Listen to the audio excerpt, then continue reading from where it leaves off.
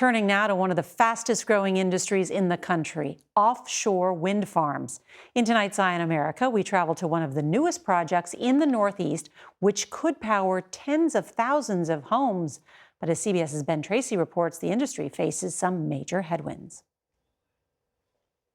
35 miles off the coast of Long Island, this 800-foot-tall wind turbine is making history. This is actually generating power for New York right now. Yes, it is. Power from the first turbine has come to the grid.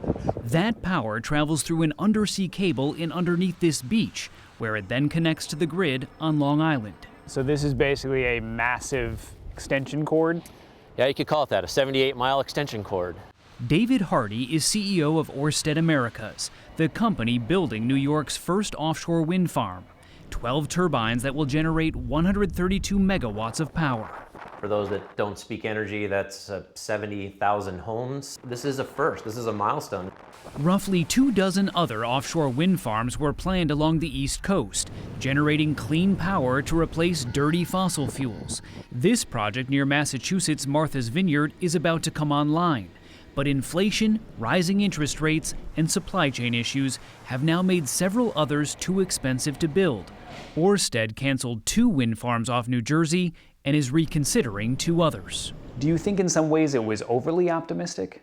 Probably in some ways we were too optimistic on some things, and we got caught on the wrong end of some of these macro trends. The projects were key to President Biden's goal of 30 gigawatts of offshore wind power by 2030, enough to power more than 10 million homes. Analysts now predict the industry will build less than half that.